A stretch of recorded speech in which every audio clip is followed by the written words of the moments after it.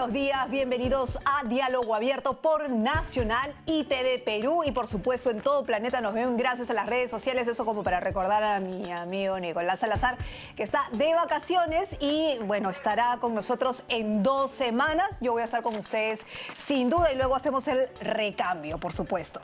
Pero vamos a empezar rápidamente con Diálogo Abierto y los temas que se han tratado durante la semana, ya los vamos a ir desmenuzando poco a poco durante el programa, vale la pena hacerlo, por supuesto, pero vamos a empezar rapidito nomás nombrándolos así en resumen. Vamos a hacer un balance y los anuncios, ¿no es cierto?, del presidente Castillo.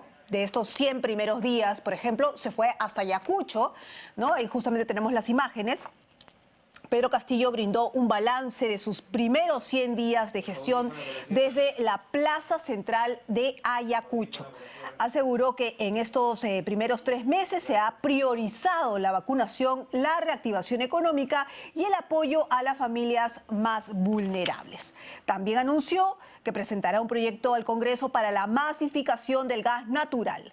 También dijo que se aumentará el sueldo mínimo a 1.000 soles para los trabajadores formales desde diciembre. Aquí hay que hacer unas acotaciones. Más adelante vamos a hablar con nuestro invitado, el señor Gamio, viceministro además del sector, para hablar sobre la masificación del gas natural y cómo se realizaría. Y sobre el sueldo mínimo a 1.000 soles, creo que le faltó detallar el señor Castillo que no va a ser forever and ever, sino unos meses nada más y un bono. Así que de eso vamos a hablar más adelante.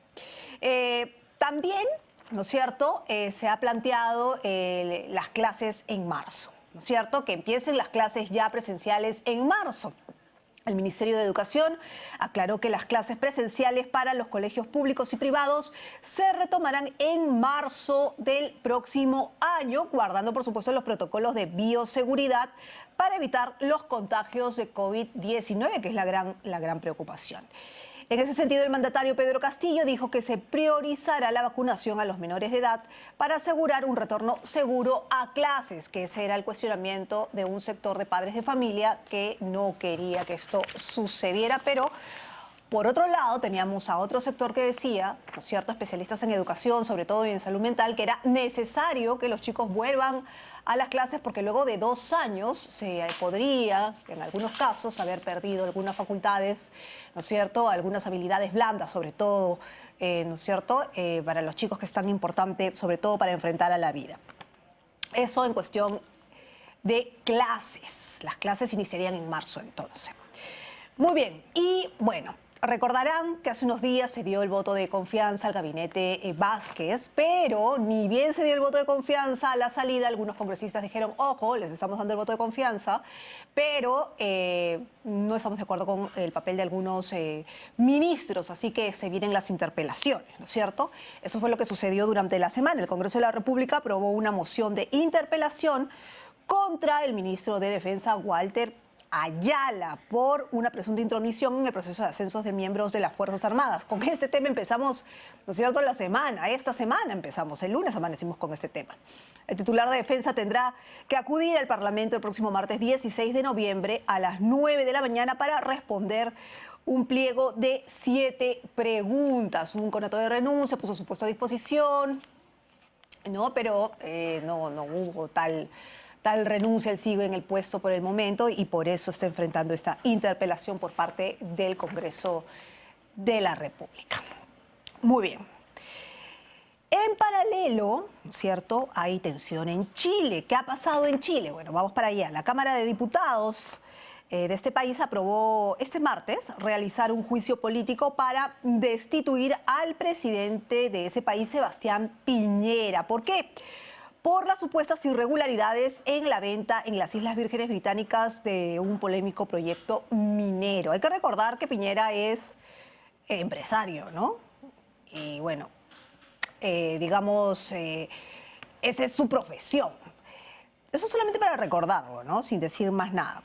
La decisión final ahora está en manos del Senado chileno, que deberá evaluar y decidir la suerte del mandatario del país sureño. Tensión política en Chile, tensión social también hay que recordar, ¿no? Está sumido en protestas, en posibilidades de reformas, en fin. Chile también está en tensión política y social en los últimos meses, por decirlo menos.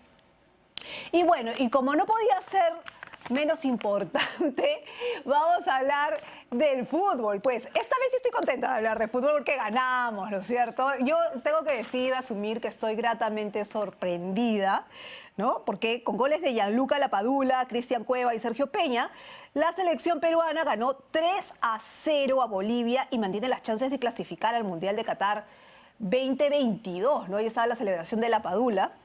Lapadula, que ya ha sido estigmatizado, que cada vez que pisa suelo peruano, ¿no? Pasa algo y definitivamente pasa algo, ¿ah? Eso ya creo que está comprobado. Y el equipo de Ricardo Gareca enfrentará este martes a Venezuela en Caracas con la responsabilidad de sumar 3 puntos para seguir en la pelea mundialista. Así que volvemos a soñar, ¿cierto? Tenemos esperanza, matemáticamente se puede, en fin, todas esas frases hechas que ya estamos acostumbrados los peruanos, ¿no es cierto?, rumbo a al Mundial, ¿no? Y de eso vamos a hablar con Luchito Trizano más adelante, porque no podía faltar Luchito Trizano para hablar sobre estos temas. Muy bien. Muy bien, entonces, vamos a dejar estos temas ya que hemos tratado así rápidamente, pero que vamos a tocar de fondo también.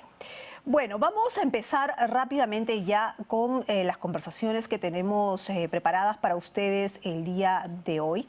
Y estamos ya en estos momentos con el gobernador Carlos Rúa, gobernador de Ayacucho. Recordarán que el presidente ha estado en Ayacucho para presentar este informe de los 100 días y además, ¿no es cierto?, con este penoso atentado el día de ayer de una autoridad y de su esposa. Justamente estamos con Carlos Rúa, ya lo tenemos enlazado. Señor Rúa, ¿cómo está, gobernador? Bienvenido. Carla, muy buenos días, muchas gracias. Primero, nuestra solidaridad con la familia del alcalde provincial Wilderman y Vilca Silva, de su esposa, la señora Dunia Bustillos, que son de la provincia de Huanta. Rechazar esta violencia que se ha suscitado en la zona, básicamente de La Mar, en el BRAE.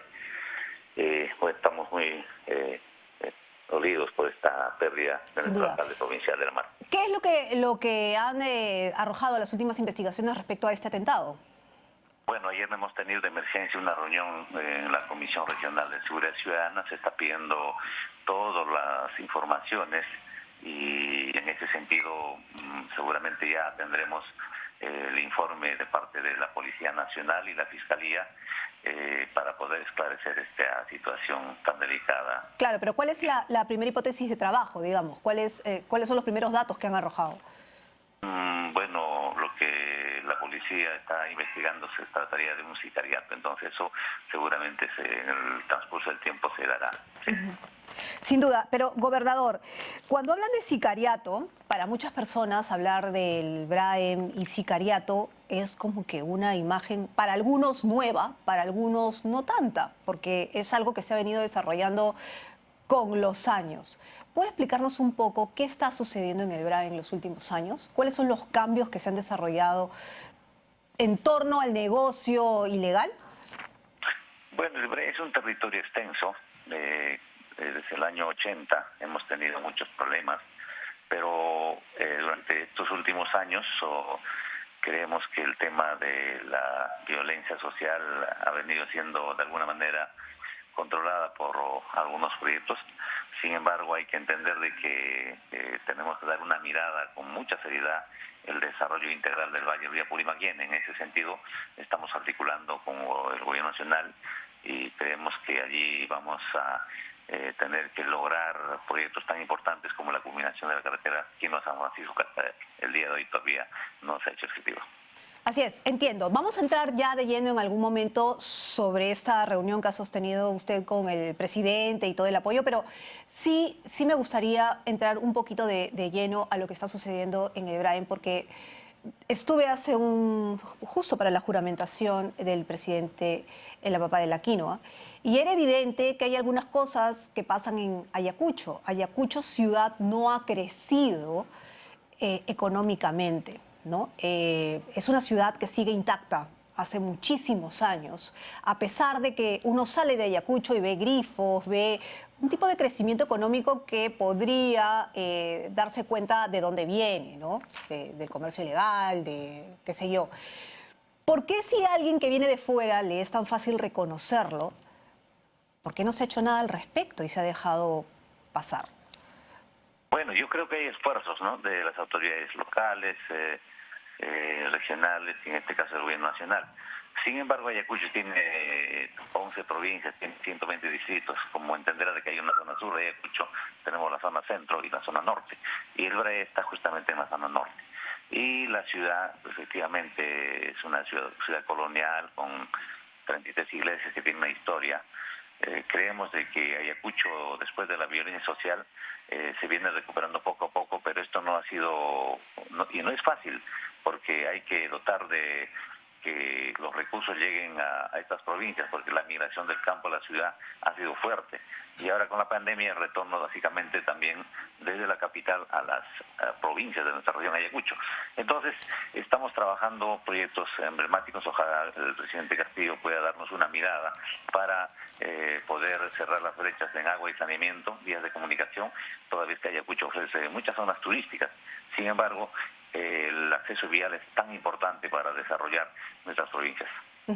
Ahora, cuando se trabaja en cultivos alternativos, por ejemplo, cuando se habla de cultivos alternativos, cuando se habla de erradicaciones, ¿qué opciones se les da a la gente precisamente para esos cultivos alternativos? Para sacar su mercadería, para sacar sus cultivos y venderlos afuera. Carla, yo creo que hay un tema importante. Mientras no haya una integración vial, mientras no haya conectividad, lamentablemente no va a haber otros productos que van a competir con la hoja de coca. Y eso está comprobado. Por eso tenemos que tener un programa de reconstrucción social del BRAE, donde tenemos que priorizar puentes de integración, corredores económicos, y esta justamente la hemos plasmado ya en nuestro requerimiento al señor presidente de la República, porque queremos que la presencia del Estado, básicamente local, regional, nacional, tiene que ser en función a esta necesidad. De lo contrario, no va a haber desarrollo sostenible, porque ningún programa de desarrollo alternativo no va a poder, lamentablemente, funcionar en este corredor económico. Ok, ahora, entremos al tema. ¿Qué es lo que le han pedido al gobierno central? Eso se lo pregunto porque de alguna manera se recibió la información en algún momento de que Castillo, cuando era candidato, fue de la mano de Bermejo a Ayacucho, digamos, con los cocaleros, y les mencionó que no iba a haber erradicación forzosa, que más bien iba a haber un empadronamiento, ¿no es cierto?, para todos. Y de alguna manera eso no ayudaba mucho al trabajo que el mismo gobierno de Ayacucho estaba haciendo para evitar que creciera la ilegalidad de la venta de hoja de coca. Claro, hay programas de desarrollo alternativo. Sin embargo, como le manifestaba, mientras no haya una conectividad, mientras que no se termine la carretera de Quino a San Francisco, ningún proyecto productivo va a funcionar. En ese sentido, tampoco yo creo que la legalización tampoco no sería una solución, porque hay que entender de que la necesidad de la gente es fuerte y por esa necesidad se van incrementando pues los cultivos de la coca. Entonces, yo creo que allí hay que dar una mirada más seria, porque con desarrollo social y productivo son las que al final vamos a superar las dificultades del BRAE. ¿Han tocado el tema, el presidente y usted? Sí, nos hemos reunido con los gobernadores que son de Cusco, Huancavelica, Purímac, Ayacucho y Junín, para ver este territorio, porque pertenece a varias regiones, y en ese sentido se está planteando un programa de reconstrucción social del BRAE, tal como se está reconstruyendo el norte por el fenómeno del Niño. Necesitamos una fuerte inversión, pero para garantizar la infraestructura vial. Esto es muy importante, porque solo así vamos a ver de que el desarrollo productivo turístico pueda desarrollarse en la zona del Valle del Río Purimaquien. Pero le han dado a conocer esta preocupación, es decir, de esta promesa electoral de no erradicación forzosa o de empadronamiento que iría en contra del trabajo que ustedes están haciendo en el BRAE. Bueno, este pedido lo ha hecho la Federación de Productores Agropecuarios, toda vez que ellos tienen sus dirigentes. Nosotros creemos que todo ello debe ser evaluado, porque no solo es decir o ofrecer, sino que hay que ver el tema del marco legal, porque son situaciones que seguramente lo va a analizar en el Congreso de la República. Sin duda. Ese es uno de los temas, pero hay otros temas más que han tocado con el presidente respecto al trabajo que se va a hacer en su región. ¿Cuáles, por ejemplo? La masificación del gas es uno que está pendiente. Efectivamente, el 29 de julio, cuando el presidente ha hecho su presencia en las pampas de la quinoa, en ese entonces nosotros solicitamos de que el gas tiene que ser una prioridad, porque la válvula que está pasando por Huamanga está solamente a 5 kilómetros. Entonces lo que falta es la instalación de una planta y también la construcción de lo que corresponde a los ductos para que la población de Huamanga pueda tener gas. Así que el día miércoles último el presidente ha visitado esta zona de Uchilpampa, donde está el Citegate, y se ha verificado, y lo más importante es que estamos con mayores posibilidades para empezar esta masificación en la ciudad de Huamanga. Ahora, una cosa es la infraestructura general, digamos, ¿no? Pero otra cosa es la infraestructura mínima que necesita cada ciudadano en Ayacucho para recibir esa masificación. ¿Se tiene en cuenta ya, se está trabajando en ese presupuesto o cómo se va a realizar? Efectivamente, ha habido 3 procesos de licitación para la concesión de esta zona de masificación del gas del sur del país. Sin embargo, ahora se va a optar por hacer un cronograma, y el Ministerio de Energía y Minas ya está viendo el mecanismo. La próxima semana tenemos una reunión técnica para empezar con el estudio de lo que es la masificación del gas en la ciudad de Huamanga.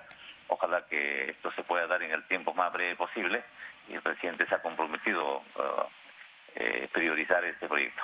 Ahora, una cosa es lo que quiere el Ejecutivo, otra cosa es lo que quieren los gobernadores, pero ¿qué quiere la población? Porque a veces es la misma población la que se resiste a ciertos cambios. Bueno, lo que la población pide es que si tenemos el gas, por ejemplo el caso de Huamanga, ya tenemos allí, lo que la población quiere es que se ejecute de una vez por todas, porque si vamos a esperar todavía que haya una licitación por el proyecto macro, cuando podemos empezar con una región o 2 regiones, tenemos que hacerlo ya.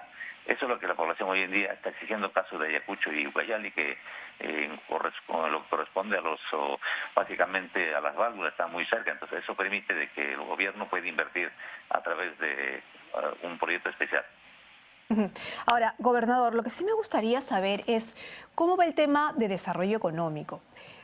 Como le comentaba, yo estuve ahí hace un tiempo en Ayacucho, y una de las cosas que me comentaban es que, por ejemplo, en Ayacucho no hay grandes centros comerciales, se sigue yendo al mercado como siempre, no sé si es bueno o malo, no sé, eso ya ustedes lo verificarán, pero que más allá de muchas farmacias, no hay centros de abastos, digamos, más modernos y qué sé yo, porque la misma gente no estaba de acuerdo con la llegada de grandes capitales de Lima.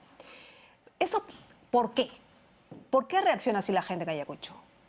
A ver, lo que pasa es que Huamanga es una región en realidad muy rica. Si bien es cierto, somos parte de las regiones del hambre, pero tenemos grandes potencialidades económicas. Somos los primeros en la exportación de la quinoa, la palta, y así también la exportación del café y cacao. Entonces, si bien es cierto que en la actualidad no contamos con un mercado grande, solo tenemos mercados locales con respecto para el abastecimiento de productos. Entonces ha habido siempre el pedido de instalar un megaplaza allí en la universidad, pero esta situación pasa por autorización del Consejo Universitario, entonces el cual no se dio.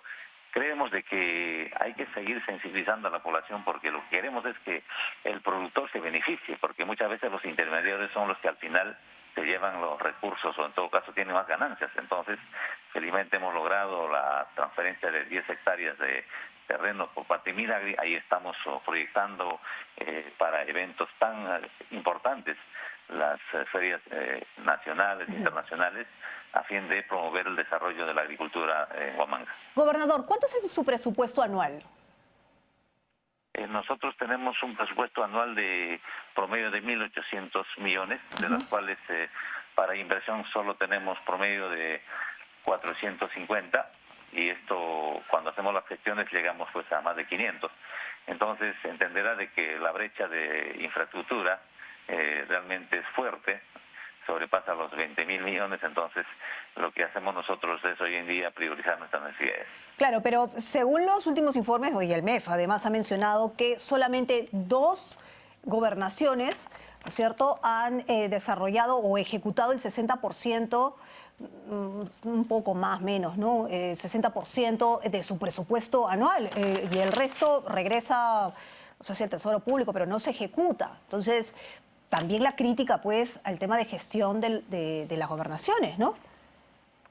Justamente el día de ayer hemos conversado con el señor ministro de Economía, se está pidiendo una reforma en la ley de contrataciones, toda vez que la ley de contrataciones ya es caduco, seguimos trabajando con los sistemas antiguos, los cronogramas, los arbitrajes, las medidas cautelares, estas deben ser controladas. A ver, gobernador, pero una cosa es la ley y otra cosa es el presupuesto que tienen ustedes para ejecutar, y no los ejecutan. ¿Por qué no los ejecutan si ya tienen el dinero para hacerlo? Efectivamente, a eso quiero ir, porque para ejecutar primero hay que ceñirse a la ley de contratación del Estado. Ya, ok. La licitación de una obra. Entonces esa demora prácticamente a veces 6, 7, a veces un año. Entonces eso es lo que al final se va a mejorar. El Ejecutivo está enviando una propuesta al Congreso de la República para que los plazos de la licitación sean oportunas y no haya muchos candados para la inversión pública. ¿Qué tipo de candados hay, por ejemplo? Porque, digamos, si alguien que conoce de gestión pública y sabe ejecutar los presupuestos y ejecutar la ley que existe, podría saber que toma tanto tiempo y podría prever cómo gastar ese presupuesto durante el año, ¿o me equivoco? Sí, hay que tener, por ejemplo, para dar una buena a un proyecto, hay que contar con la licencia de lo que es la parte ambiental. Las certificaciones demoran muchísimo. Pero no todo es ambiental, pues, gobernador, no todo es ambiental. Hay cosas que son mucho más fáciles, son temas de infraestructura, son temas de obras, son temas de agua, desagüe, ¿no? Cosas mucho más básicas, digámoslo así. Claro, el tema también es que cuando algunas empresas ganan las obras, lo que hacen es sacar ventaja al Estado. Dictan medidas cautelares. Pero, gobernador, me está diciendo que los demás tienen la culpa, o sea, la gobernación no. La gobernación no ejecuta... Hay que asumirlo también, pero lo que estamos viendo es que tal como se atiende a la gente de Lima, en remuneraciones al personal de Lima, básicamente el funcionario de Estado del Gobierno Nacional, son las que al final tienen buenas remuneraciones. En cambio, en las regiones, lamentablemente también no hay una norma que pueda beneficiar. Entonces, lo que me está diciendo es falta de gestión por mal sueldo. También. En las regiones, por ejemplo, a un director regional le paga 3.000 soles. En cambio, en Lima se le paga 10, 15.000 soles. Yo creo que no puede haber una discriminación. Estamos en una gestión pública donde hay que medir todos por igual. Pero ¿están capacitados en las regiones, en las gobernaciones? ¿Hay personal capacitado para gestionar, más allá del sueldo? Hay buenos elementos, sino que el tema es que muchos tienen que ir a otros lugares donde hay buena remuneración. Ya. Entonces, ¿por qué tantas investigaciones a los funcionarios de las gobernaciones? ¿Por qué los gobernadores son cuestionados? Digamos, hay un buen porcentaje, ahorita no recuerdo exactamente el porcentaje, pero de todos los gobernadores, la mayoría está siendo investigado por un tema de corrupción, además. A ver, todos los que trabajamos en la gestión pública estamos sujetos a las denuncias, a las investigaciones. Yo creo que el Poder Judicial, la Fiscalía, dentro de su autonomía, realiza ese trabajo, como lo hace también la Contraloría. Yo creo que ahí estamos de acuerdo, ¿no? Porque tiene que haber un seguimiento, si bien es cierto que las denuncias pueden ser sustentadas o no, pero eso dentro de sus funciones del Poder Judicial, la Fiscalía lo tiene que determinar. Entonces, sin embargo, no solamente hay que medir a los gobernadores, sino también hay muchos funcionarios del Estado, Gobierno Nacional. ¿Tiene usted denuncias, gobernador? Yo sí tengo denuncias, yo no puedo negar. ¿Perdón? Sí, yo tengo denuncias, no lo puedo negar, como le dije, así es. ¿Sobre qué tema? Bueno, ha habido denuncias, por ejemplo, por designación del procurador público, el cual hace unos días ya ha salido practicando la resolución donde que no formaliza la denuncia porque no había un sustento pues en la denuncia. Ujú.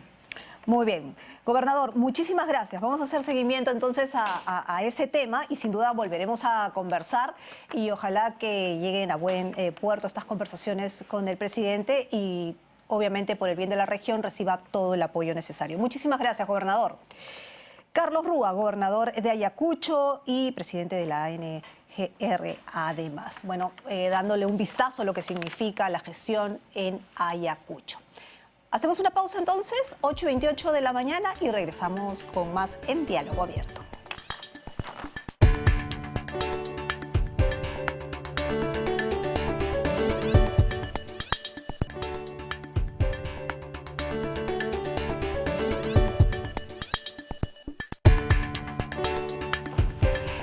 De la mañana con 31 minutos, volvemos a Diálogo Abierto por Nacional y TV Perú. Vamos a continuar, ¿no es cierto?, con la información, pero esta vez ya en vivo. Nos vamos a ir hasta La Victoria con nuestra compañera Carla Ciesa. Carla, ¿cómo estás? Adelante.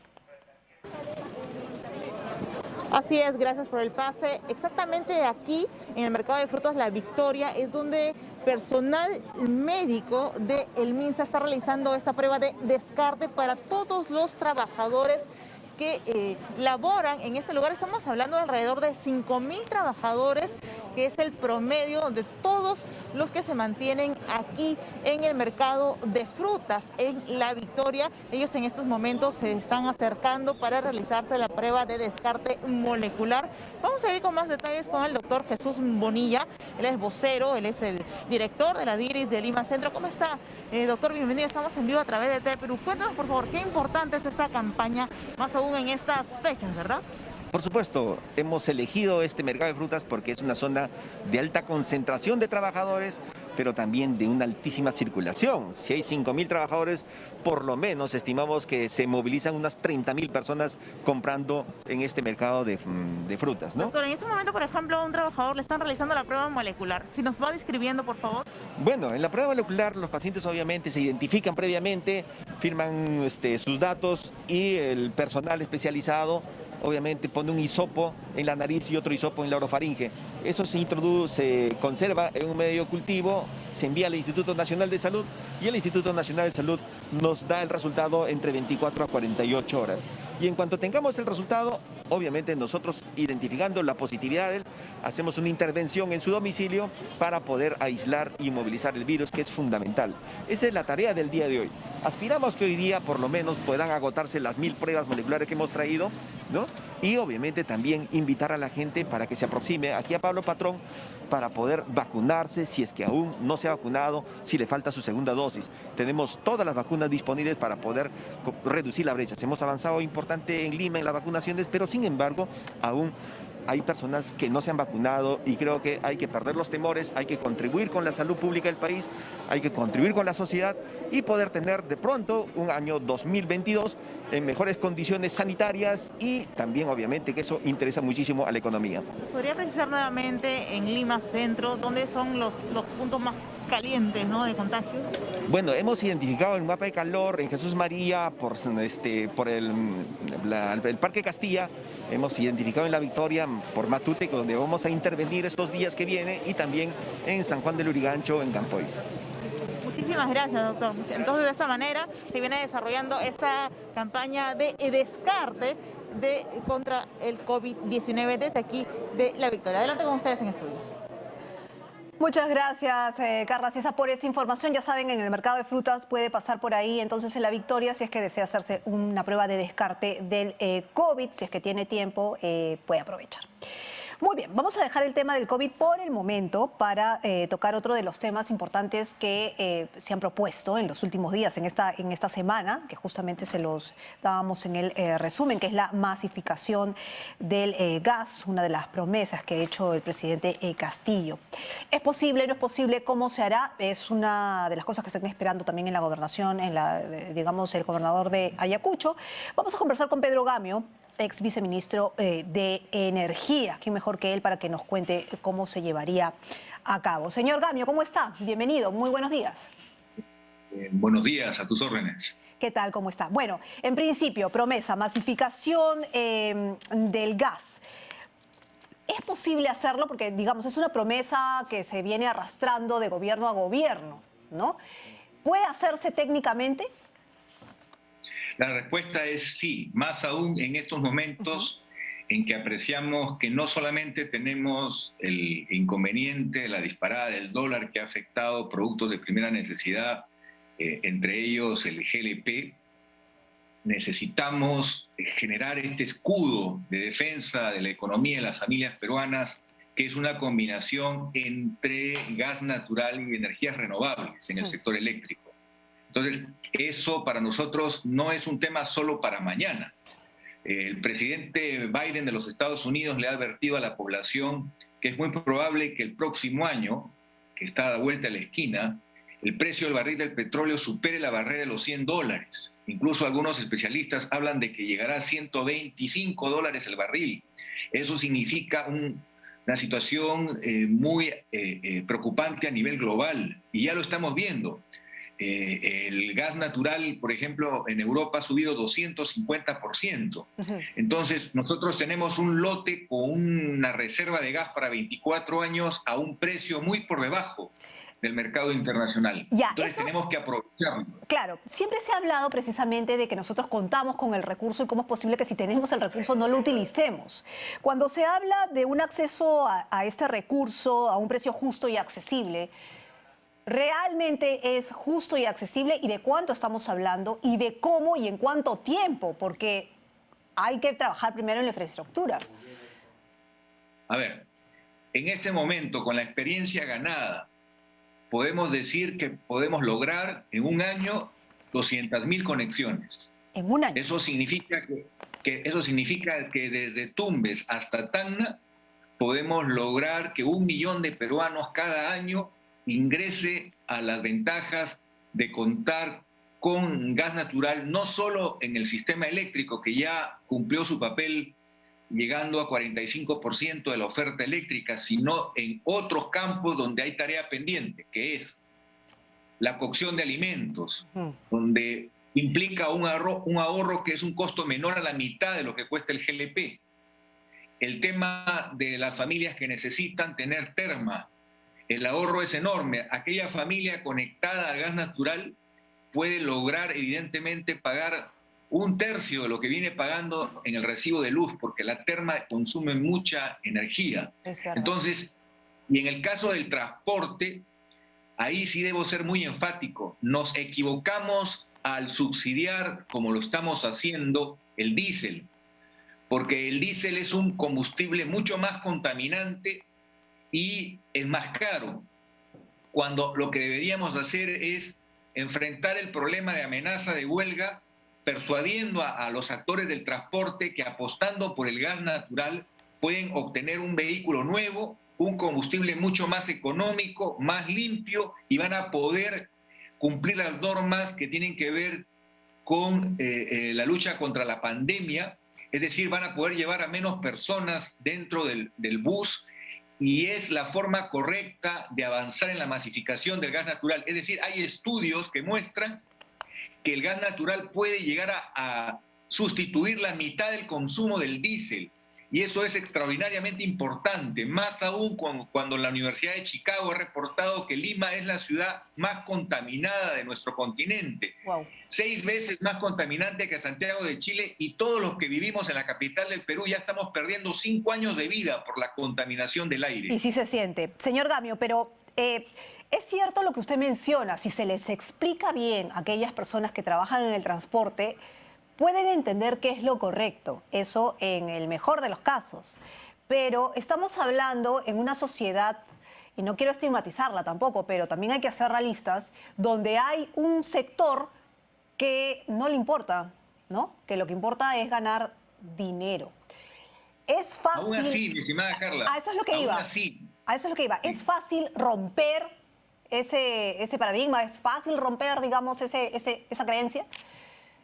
Yo estoy convencido de ello. La sabiduría del buen gobierno, de la persona que está a cargo, que conoce la realidad del país, que sabe por dónde está la política correcta, tiene las herramientas para lograr un acuerdo, porque ya ha ocurrido por decirte un ejemplo, ¿cómo así 200.000 taxis de Lima, la mayor parte personas que habían salido de trabajos en el Estado, lograron pasar de un ingreso de 900 soles mensuales con un carro viejo a gasolina a un ingreso de 3.000 soles mensuales, con un auto nuevo y con una mejor condición de trabajo y un mejor beneficio para su familia?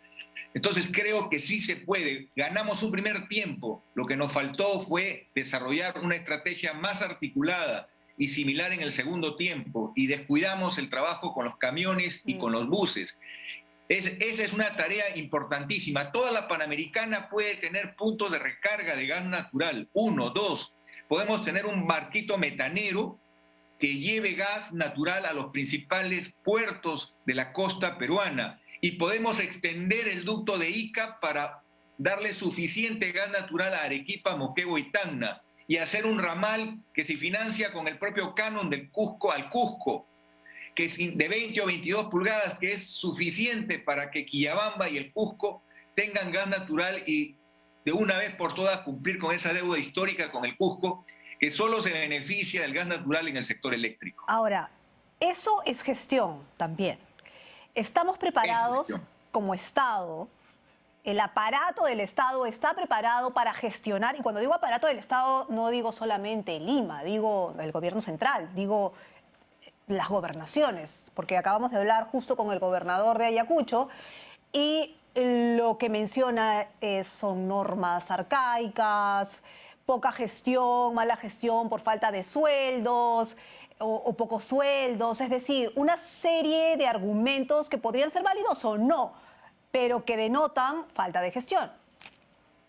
A ver, mi estimada Carla, esto no lo hace el Estado. El Estado lo que concuerda con la empresa privada y con la academia las metas, pero esto lo ejecuta la inversión privada. Perfecto. Principalmente. Okay. Es decir, podemos ver, por ejemplo, hoy día ya viene la segunda estación de gas natural en el Cusco, la está haciendo la inversión privada. ¿Ya? Cuando vemos la masificación en Piura, hay 65.000 conexiones y ya hay 10.000 en Arequipa, estamos hablando, y en Lima se quiere llegar a 300.000 hogares que están básicamente en los cerros, donde están familias muy humildes que van a tener la conexión con gas natural. Todo eso es parte de un planeamiento estratégico y eso significa sentarse con gente calificada, con gente que conozca la especialidad y que tenga la trayectoria suficiente, que acredite que estamos poniendo el mejor equipo a trazar esta importantísima estrategia de defensa de la economía de los peruanos. Ok, ahora, la nueva ley propone la ampliación de los recursos del Sistema de Seguridad Energética de Hidrocarburos y del Fondo de la Inclusión Social Energético para impulsar la descentralización de esta masificación de gas natural a través de estos proyectos energéticos con mecanismos ágiles. ¿Cómo trabajar eso, hablando de gestión? La virtud principal de ese proyecto es la llamada tarifa estampilla. ¿Qué significa la tarifa estampilla? Al igual que en el sector eléctrico, les doy un ejemplo. Iquitos tiene el consumo eléctrico más caro del Perú, o uno de los más caros. ¿Por qué? Porque consume diésel para generar electricidad. Iquitos podría resolver ese problema con energías renovables. Eso ya se ha trabajado, hay estudios. Pero mientras tanto, no es que los pobladores peruanos de Iquitos están pagando una tarifa eléctrica muy cara. Está pagando el mismo precio que pagan en otras ciudades del Perú, porque se ha configurado un mecanismo de subsidio cruzado. Entonces, todos ayudamos a Iquitos a que tenga una tarifa estampilla, igual como se tiene en otras capitales de departamento del Perú. El mismo concepto se tiene que hacer con el gas natural. No tiene sentido, ha sido un error que el emprendedor que quiere apostar a desarrollar un proyecto determinado en Arequipa tenga que pagar el doble por el gas natural que el que se encuentra en Ica o el que se encuentra en Lima. Ese error se está corrigiendo con este proyecto del concepto de tarifa estampilla, que me parece muy importante. Que la tarifa estampilla viene a ser una tarifa única, digamos, ¿no es cierto? La tarifa única... Viene a ser, exacto. Viene a ser una tarifa única, ¿por qué? Porque cuando se construyó el gasoducto al centro del Perú, donde está el principal mercado de consumo, que es Lima y Callao, todos los peruanos que están en el sistema interconectado garantizaron y financiaron esa inversión pagando una cantidad determinada en su recibo de luz. Entonces es justo que las regiones que todavía no tienen este beneficio, evidentemente, gocen de esto que se llama la tarifa estampilla, que es una medida importante. Ujú. ¿Y de cuánto estamos hablando de esa tarifa estampilla? Aprox. Bueno, por ejemplo, ese tema es importante. La tarifa estampilla tiene que ver necesariamente con dos factores.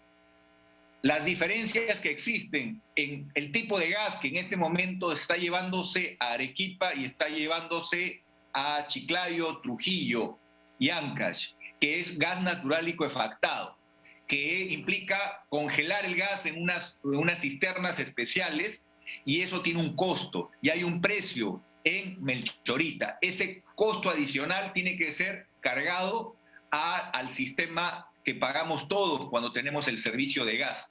Entonces, pero hay otro tema. También tenemos que ver cómo vamos a hacer para financiar aquellos aspectos que guardan relación con la atención a familias humildes, por ejemplo, las 100.000 familias que debemos atender que viven en los barrios más humildes de Lima, porque hay una reglamentación que dice que el Fondo de Inclusión Social en Energía que se carga en el recibo de luz, el 10% del rubro del recibo de luz, si nosotros pagamos en este momento, evidentemente, 300 soles y una familia de 5 miembros, ahí en la factura de luz está el registro de lo que es el Fondo de Inclusión Social en Energía. Todos estamos contribuyendo, pero esa contribución, aquí viene la respuesta a tu pregunta, tiene que ser orientada a dos líneas de trabajo, que fue la razón de existencia del Fondo de Inclusión Social en Energía: a masificar el gas natural, y en los sistemas aislados, en los sistemas que se encuentran en el medio rural, los pueblos indígenas, ahí trabajar la opción de las energías renovables, porque no tiene sentido económico tender redes en el medio rural. Entonces, esa estrategia es muy importante, y ahí se va a llegar al número que tú me preguntas, porque en base a los estimados de cuánto vamos a avanzar cada año, vamos a tener un cargo que no es relevante en el costo total del servicio, pero que ayuda a que el Estado acelere la masificación que ejecutan distintos actores privados con experiencia ganada en el Perú y en el mundo. Ahora, ¿y en cuántos años, de cuántos años podríamos estar hablando en que la masificación del gas sería una realidad? A ver, Perú. si nos planteamos como reto alcanzar a Colombia, es decir, multiplicar por 3 la capacidad de la penetración del sistema de gas natural, estaríamos hablando, si en 5 años estamos llegando a 5 millones de personas, evidentemente 5 más casi 7, estamos hablando de 12 millones de peruanos al final de este gobierno. Con lo que podríamos, evidentemente, tener en el siguiente quinquenio la posibilidad de llegar al 75% de peruanos. Ese sería el objetivo estratégico con estas 2 o 3 líneas de trabajo. ¿Cuáles son? Gasoductos de acuerdo al tamaño de la demanda. Y eso es muy importante porque se ha dicho, y esa es una cosa que no puedo dejar de mencionar, que debemos continuar la obra del gasoducto andino del sur, pero ahí tenemos problemas. Es materia de un juicio, de arbitrajes, porque eso todo forma parte del problema legal de Odebrecht. Entonces no tenemos la certeza de la fecha de cuándo se va a disponer de esos activos que no son propiedad del Estado y por los que se ha venido pagando un mantenimiento de $50 millones anuales. Entonces ahí debemos buscar una solución que esté acorde con la realidad y no podemos esperar el resultado de un proceso penal que toma tiempo. Entonces, mucho más económico es hacer este anillo extendiendo el gasoducto que tiene 90% de capacidad ociosa de Ica y hacer un ramal al Cusco directamente de la zona productora. Esa es la solución más económica, pero ir ganando demanda que se va atendiendo en los próximos meses. Ya Petroperú está actuando en Arequipa y ya acordó ampliar la cantidad de usuarios y puede llegar a Moquegua y puede llegar a Tacna, y de la misma manera se está llegando y esto es importante decirlo, a un número grande de clientes en Trujillo, Chiclayo y Chimbote. Y Piura ya tiene un programa para poner en marcha 63.000 conexiones. Entonces, todo esto tiene que estar articulado y tiene que tener soporte técnico con estimaciones claras de avance Claro. año por año, con el apoyo de los gobiernos locales, porque a veces los gobiernos locales, por desinformación, no necesariamente ayudan en la facilitación de la gestión administrativa para los permisos. ¿Qué es lo que le Y esto esté acompañado de un gran plan que ya están los insumos. Simplemente hay que hacer algunos ajustes y mostrar al país con fechas claras y con resultados año por año. Y creo que podríamos defender la economía de los peruanos al mismo tiempo que avanzamos con la utilización del sol y el viento en electricidad, donde recuerdo que también tenemos la segunda tarifa eléctrica más cara de Sudamérica después de Panamá, porque no hemos aprovechado el sol. Y hoy podemos, y esto es algo importante decirlo, aprovechar la energía solar. ¿Por qué? Porque en Chile y Arabia Saudita, en los últimos concursos, ha llegado la energía solar a costar casi $10 megavatio hora, es decir, un tercio de lo que los peruanos pagamos con una generación con gas a precios mucho menores del mercado internacional. Entonces, ¿no? Es una combinación. Gas natural para transporte, gas natural para los hogares, gas natural para la industria y en el sector eléctrico avanzar con energías renovables alternativas. Señor Gamio, otro de los temas que es importante, porque usted está hablando de la gestión, de la infraestructura, pero esa infraestructura en redes, los ductos y qué sé yo, va a generar sin duda trabajo, ¿no es cierto? Porque... No solo trabajo, sino, por ejemplo, en el caso de la extensión de Ica a Arequipa, el gasoducto va a generar una competencia sana entre empresas especializadas en este trabajo. ¿Por qué? Porque hay mercado. Y como hay mercado, se recupera la inversión. Es un negocio seguro y eso da trabajo a los peruanos. Entonces, en el caso de el caso de Cusco, tenemos más de $1 millón diarios que ingresan a la región.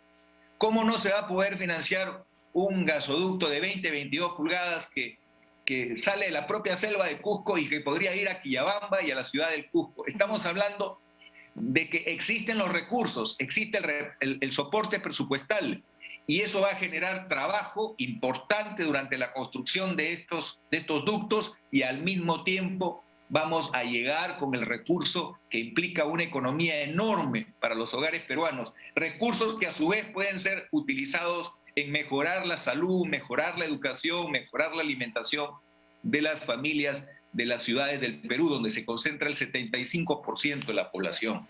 Ahora, señor Gamio, una de las cosas importantes que creo, porque todo lo que usted nos ha contado, nos ha mencionado, traería beneficios a nuestro país, pero cuando se habla de obras grandes, lamentablemente nuestra experiencia nos habla de que la corrupción siempre entra, siempre llega.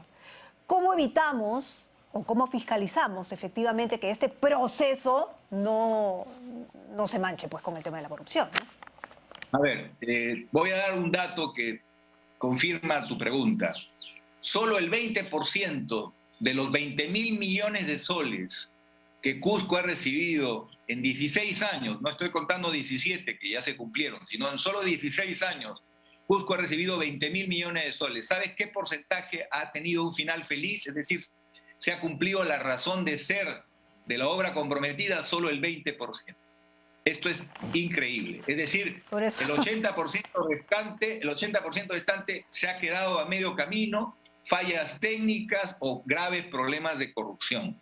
La corrupción se ha multiplicado y lo vemos en los expedientes judiciales donde están involucrados exgobernadores regionales, exalcaldes. Este es un drama. Y por eso es muy importante, y aquí exhorto al Ministerio de Economía y Finanzas que no deje solo a Megantoni.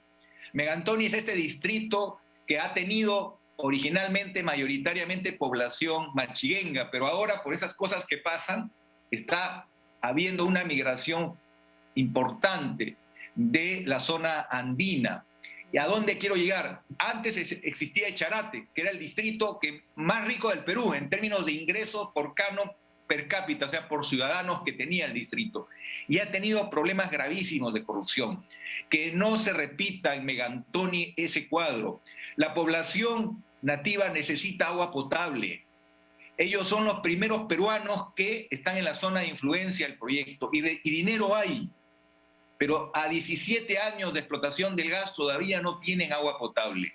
Entonces hay cosas que se pueden hacer, recursos existen, pero tú tienes razón. El problema es capacidad técnica y honestidad en los funcionarios públicos, y para eso jóvenes muy calificados pueden ser convocados por el Ministerio de Economía para dar una asistencia técnica y estar con ojos y oídos monitoreando cada una de las iniciativas para apoyar la gestión de los gobiernos locales y regionales que tienen recursos importantes. Muy bien, señor Gamio. Ha sido muy interesante conversar con usted para que de alguna manera nos cuente de manera bien didáctica, realmente bien clara, cómo funcionaría este proceso. Muchísimas gracias y seguiremos hablando sobre este tema, sin duda. Muchísimas gracias, Pedro Gamio. Un gusto, gracias. Gracias, exministro de Energía y Minas, contándonos sobre esta masificación del gas. Vamos a dejar este tema y nos vamos a un punto de nuestra ciudad con Genaro Bernedo. ¿Qué es lo que está sucediendo? Genaro, ¿dónde estás? Cuéntanos.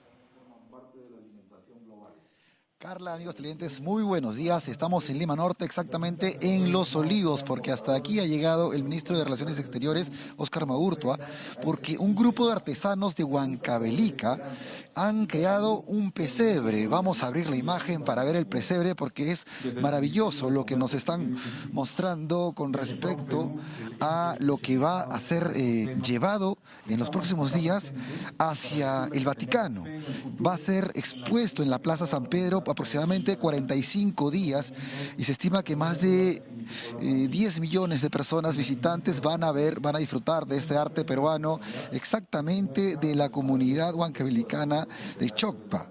Bueno, este arte va a ser donado al Papa. Esto va a ser expuesto 45 días y luego este pesebre de más de 100 piezas va a ser donado al Papa. Y bueno, para el arte, el Museo del Vaticano, esto cuenta con piezas de todas por artesanos huancavelicanos, pero además de la representación de José, María, el niño Jesús en brazos que estamos viendo, también tiene animales típicos como el cóndor, corderos, vicuña y toda una representación importante. Es por eso que el ministro de Relaciones Exteriores, Óscar Maurtua, ha llegado hasta aquí y acompañando inclusive al nuncio apostólico en el Perú, Nicola Girasoli, quien va a bendecir todo este arte peruano y quien va a ser el responsable de acompañarlo hasta la ciudad del Vaticano.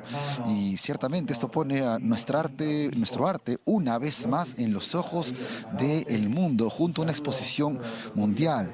Recordemos que el nuncio apostólico es como un embajador, es quien lleva el anuncio, un representante del Vaticano en nuestro país, y es por eso que él va a ser el responsable, gracias a conversaciones con el canciller, de llevar esta arte. Vamos a escuchar el mensaje del representante del Vaticano. A estas lindísimas imágenes que pronto llegarán en Roma.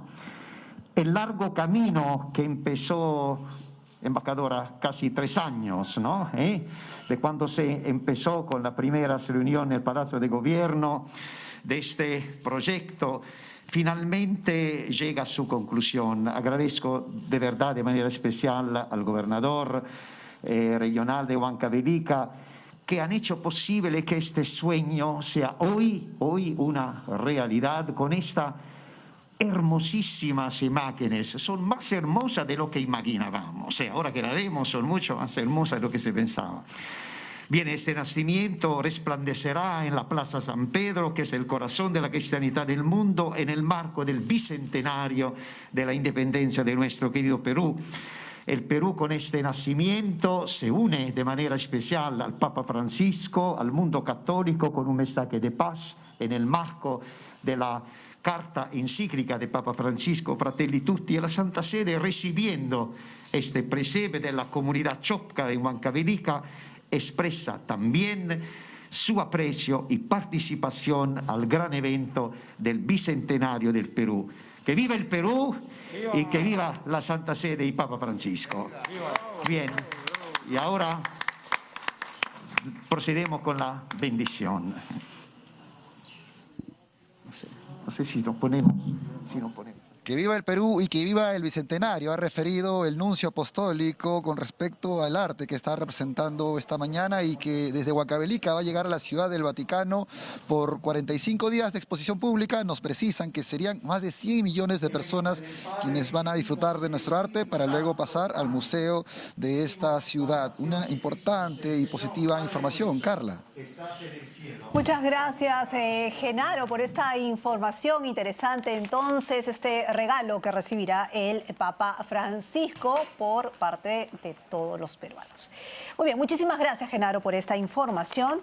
Y ahora tenemos lo de cada semana, ¿no es cierto?, esta asesoría respecto a nuestros fondos de jubilación. Y como siempre estará con nosotros Fiorella Guevara para hablarnos sobre esta pensión proporcional. ¿Cómo la solicito? Bueno, ella nos lo va a contar. Fiorella, ¿cómo estás? Buenos días.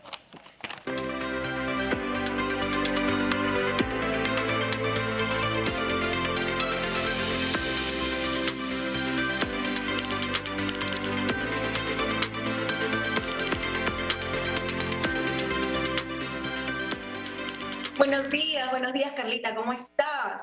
Esta semana seguimos con el tema de las pensiones proporcionales, a las que pueden acceder los afiliados a la ONP, desde 10 años de aporte, y vamos a ver paso a paso cómo debemos presentar una solicitud. Así que si tiene un familiar que le haya preguntado sobre este tema, pásele la voz, que en breve vamos a explicar a detalle este procedimiento. Antes de empezar, es bueno recordar que mediante la ley 31301 se rigió el acceso a una pensión proporcional a dos grandes grupos de afiliados al Sistema Nacional de Pensiones. El primer grupo son los adultos mayores que tienen 65 años o más y cuentan con al menos de 10 años de aportes. A ellos se les otorga una pensión de jubilación proporcional de 250 soles. El segundo grupo son las personas que tienen 65 años o más y cuentan con al menos 15 años de aportes. Ellos recibirán una pensión de jubilación proporcional de 350 soles. Muy bien, ahora sí, preste mucha atención al siguiente video y conozca en 5 pasos cómo presentar su solicitud para acceder a una pensión proporcional. Adelante, señor director. Ya puedes pedir tu pensión proporcional desde 10 años de aportes y 65 años de edad. Paso 1. Ingresa a onpvirtual.pe. Ubica la opción Estoy aportando. Dale clic a Quiero mi pensión. Se abrirá un formulario que deberás llenar. Selecciona tu tipo de gestión y elige Pensión de Jubilación Proporcional Ley 31301. Luego, llena el formato con los datos solicitados.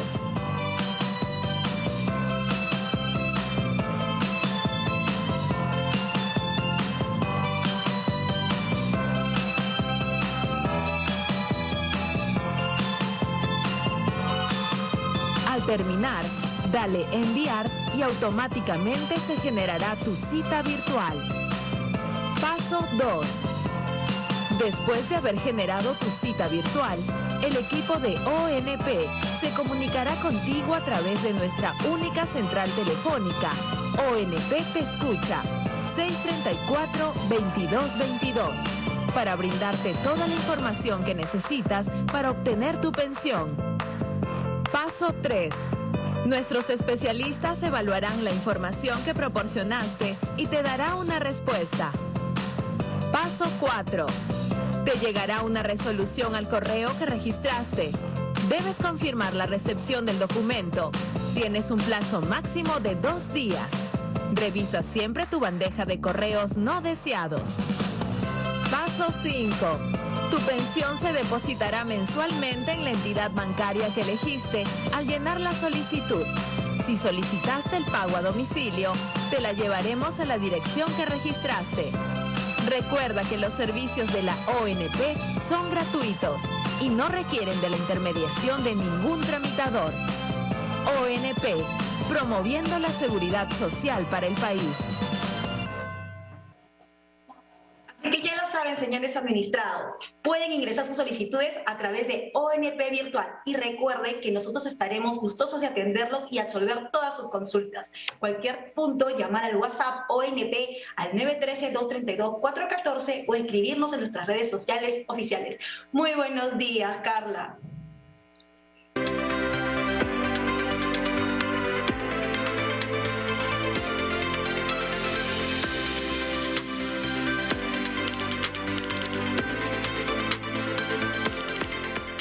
Muchas gracias a Fiorella Guevara, como siempre nuestra asesora previsional con nosotros. Hacemos una pausa y volvemos con más en Diálogo Abierto.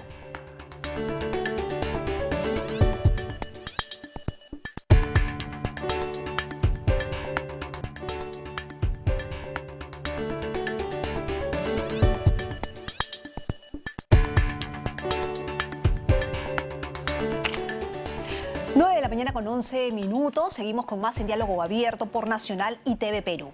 Bueno, una de las cosas que les comentábamos en este balance y los anuncios que hizo el presidente Castillo durante esta semana en Ayacucho, de estos 100 días, fue el anuncio de la masificación del gas natural, pero otro de los anuncios que causó además un poco de confusión fue lo mencionado por el presidente Castillo en un principio en Ayacucho, fue que ningún trabajador iba a ganar menos de 1.000 soles, ¿no? Como sueldo mínimo, pero que luego tuvo que retroceder y explicar un poco mejor la norma, ¿no es cierto? Que iba a ser por unos meses y luego habló de un subsidio de 70 soles, en fin. Pero trajo de nuevo, ¿no es cierto?, a colación esta conversación sobre el sueldo mínimo, cosa que nosotros vamos a trasladar aquí a estudios con dos personajes que han pasado además por el Ministerio de Trabajo, que saben más o menos cómo se vive la problemática en ese sector y si es viable o no es viable. Por un lado tenemos a Rudecindo Vega, exministro de Trabajo y Promoción, y también en el mismo cargo estuvo el señor Jorge Villasante. Muy buenos días a ambos, bienvenidos. No, muy buenos días, Carla, y encantado.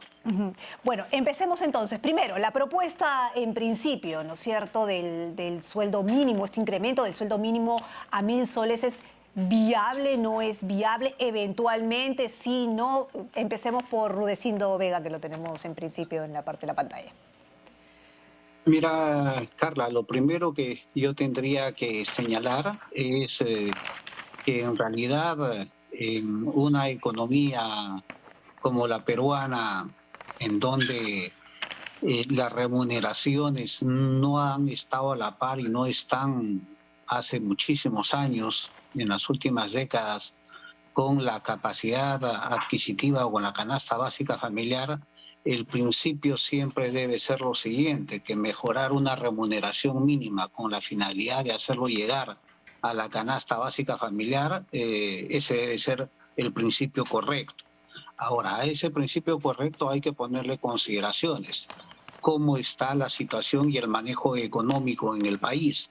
En una época normal se ha ido incrementando hasta que ha llegado hasta los 930 soles. En la época de la pandemia, en realidad lo que hemos tenido es un gigantesco deterioro económico, y ese gigantesco deterioro económico lo que ha llevado es a que se incremente de manera considerable dos cosas. El empleo, el desempleo se ha incrementado y la capacidad adquisitiva de las personas también. Por lo tanto, los 930 soles de antes de la pandemia no son los mismos 930 soles de ahora. Y en ese contexto, y todavía en una recuperación lenta del empleo, no tan fuerte como a épocas prepandemia, una medida de este tipo puede entrar en discusión, porque se puede decir, oye, pero en realidad las empresas están en crisis. Pero eso se resuelve cuando el gobierno ha señalado que este no es un incremento, sino es un subsidio. Entonces vamos a decir, de esa manera no se va a afectar a las empresas. Pero lo que sí hay que tomar en cuenta es que su alcance es un alcance muy limitado. ¿Por qué? Porque solamente llega a los trabajadores formales. Y los trabajadores formales en la actualidad la mayoría ganan más que el sueldo mínimo vital. Entonces, el universo de beneficiarios es bastante pequeño, no es tan grande. ¿De qué universo, o sea, para precisar, de qué universo estamos hablando? ¿De qué porcentaje de la población? No, mira, en realidad hoy con el deterioro que existe en la economía, pues estamos hablando de un 10%, y esto es, ¿no?, muchísimo menos, quizás. Ok, vamos a darle la palabra entonces a Jorge Villasante para que también de alguna manera nos plantee, ¿no es cierto?, su punto de vista, y de ahí abrimos la conversación, para ya seguir con distintos temas. Adelante, por favor. Muy buenos días, Carla. Primero un saludo a todos los televidentes. Un primer tema que hemos de tener en consideración es que el artículo 24 de la Constitución Política del Estado señala que el Estado regula las remuneraciones mínimas, ¿no?, con la participación de las organizaciones representativas de los empleadores y de los trabajadores. Entonces no es una decisión exclusiva del gobierno. Y esto tiene que ver mucho con institucionalidad, que como hemos visto con los últimos acontecimientos del gobierno, y no es el tema de conversación de esta mañana, bueno, es lo que menos se valora, se aprecia y se respeta en este gobierno. No se hace un anuncio y seguramente nunca se consultó de inicio con el Consejo Nacional del Trabajo. Ahora bien, como se señala, primero el señor Castillo hace un anuncio y dice vamos a incrementar el sueldo mínimo a 1.000 soles. Ese es el anuncio. Pero después viene un tuit y viene la corrección y la traducción, y entonces se dice ningún peruano vulnerable debe ganar, que sea trabajador formal y se agrega, debe ganar menos de 1.000 soles y que se va a aplicar un subsidio de 70 soles. Entonces, de inicio no se está hablando de un incremento o de un subsidio a todos los trabajadores que perciben el sueldo mínimo, porque habrá que pedir la explicación cuando el señor Castillo dice a los trabajadores vulnerables. ¿A qué universo estamos reduciendo? De pronto son a los vulnerables por condiciones médicas dentro del contexto de la pandemia del COVID-19, ¿verdad? Y entonces la pregunta es, ¿va a haber aumento en el sueldo, en la remuneración mínima vital? Aparentemente, por todo lo que ya se ha dicho, no va a haber aumento. Así que los trabajadores tengan en cuenta que ese anuncio quedó simplemente en Ayacucho porque después ha sido de alguna manera reformulado y traducido, y que hoy en día lo que se dice es un subsidio de 70 soles por algunos meses a las personas vulnerables. Y que en buena cuenta, quienes vamos a pagar esos 70 soles no es el gobierno ni el señor Castillo, lo vamos a pagar los peruanos que tributamos. Ahora bien, sí es importante señalar lo siguiente. Cuando se ha hablado de la remuneración mínima y del incremento de la remuneración mínima, siempre se ha dicho, oiga, va a afectarse el empleo, va a caer el empleo formal. Incluso hay algunos estudios, en mi opinión, que también son alarmistas y dicen va a haber una pérdida del empleo del 10%, del empleo formal del 10%. Pero algunas cifras que son importantes tener en consideración, Carla, y que creo ayudan un poco al debate y a poder esclarecer la situación es ¿cuántos trabajadores del sector formal propiamente perciben la remuneración mínima vital en el país? Y en realidad algunos datos específicos señalan, ¿no?, de que tenemos, como sabemos, una población económicamente activa, una fuerza laboral de aproximadamente 17 millones y no más del 2% de esos trabajadores perciben la remuneración mínima vital. Porque hay sectores como la construcción, el sector minero, el sector hidrocarburos, electricidad, que propiamente no perciben sueldo mínimo vital, están por encima de la remuneración mínima vital. Entonces, no hay, de manera, uno diría de manera directa, va a impactar en una pérdida de 10% al empleo formal. Eso no es cierto. ¿De cuánto porcentaje, perdón, se puede repetir, cuánto es el porcentaje que realmente estaría beneficiándose? Estudios determinan de que 2% de la fuerza laboral percibe la remuneración mínima vital, ¿no? Ahora, y como todos sabemos, a junio de este año, 78% del empleo o de la fuerza laboral está situada en lo que se llama la economía informal, que yo le llamo más bien una economía de subsistencia, de generación de autoempleo y de empleo familiar, muchas veces también trabajo no remunerado. Entonces, hay que tomar con pinzas, diría yo, estas cifras, ¿no? Ahora, lo que sí que sería bueno es que el gobierno, en buena cuenta, aclare. Okay. No hay aumento de sueldo, eso es lo que queda claro, no va a haber aumento de remuneración y que lo que se está planteando, analizando, es un subsidio de 70 soles que finalmente lo vamos a asumir con cargo a recursos del Estado, no van a ser recursos de las empresas. Les propongo abrir un poco el espectro de esta conversación, más allá del sueldo mínimo y qué sé yo, y porque cada vez que hay una acción o se toma alguna decisión económica respecto a sueldos o lo que la gente puede recibir, siempre va a ser insuficiente. Es decir, si hablamos de la remuneración mínima vital y este bono que podría, que además ni siquiera, creo que es por 3 meses, no es por siempre, es solamente el 2% de la población se va a beneficiar porque estamos hablando de poblaciones vulnerables y digamos formales. Estoy poniendo ejemplos. Si es que las AFPs se abren para que reciban las personas que trabajan formal y que reciben sus AFPs, que no sé qué, se beneficia el tanto por ciento. Es decir, siempre hablamos de pequeños porcentajes que se van beneficiando, pero el grueso de la población, estamos hablando de una gran informalidad. Entonces, ustedes, como exministros de Trabajo, ¿qué plantean o qué es lo que se podría hacer en una situación actual, post-pandemia o pandémica, con una crisis también encima, ¿no?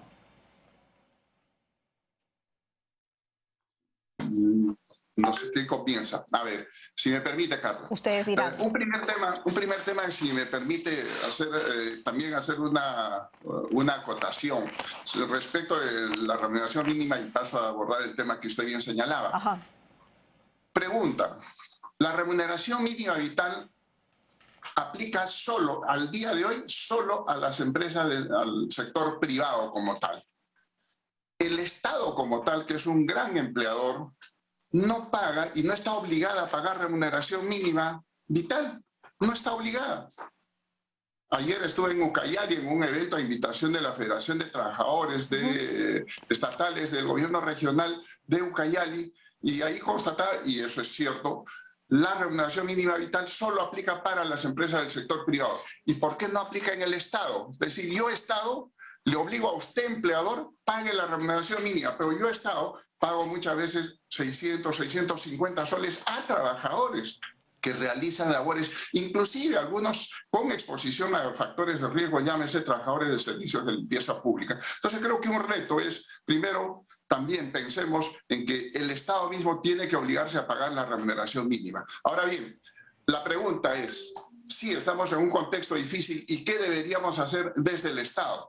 Lo que hay que señalar es, si es que no generamos mecanismos y políticas públicas para poder generar, primero, un nivel de confianza y de inversión, ¿no?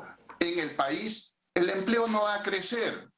Es cierto, el empleo se ha visto golpeado. En algún momento más de 2 millones de peruanos perdieron el empleo en Lima y otras de las regiones fueron las más golpeadas. Y estamos en una etapa de recuperación que requiere de un gobierno que tenga liderazgo y que sea capaz de transmitir mensajes claros. Ok, vamos Lo que no está haciendo eso es el gobierno no está haciendo su tarea. Ok, vamos avanzando en términos prácticos para poder sacarlo lo mejor posible. Vamos con Rudecindo Vega para tener estas propuestas más claras. Señor Vega. Sí, mira, yo voy a volver a insistir.